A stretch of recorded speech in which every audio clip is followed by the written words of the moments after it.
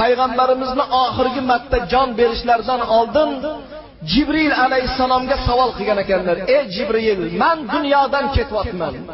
Qiyomat kuni ummatim nima bo'ladi degan ekanlar. Shunda Jibril alayhisalom Allohning shundoq amri bo'ldi.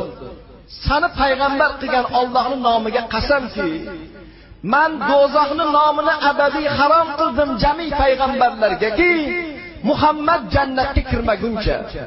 Men do'zaxning nomini harom qildim jami ummatlarga-ki, Muhammadning ummati jannatga kirmaguncha.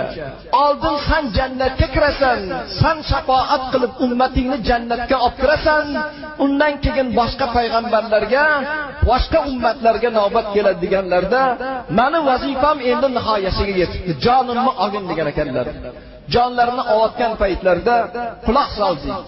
Payg'ambarimizning oxirgi so'zlari, lavlari pichirlab turgan paytdagi oxirgi gaplari usikum bis-sola, usikum bis-sola, usikum bis-sola.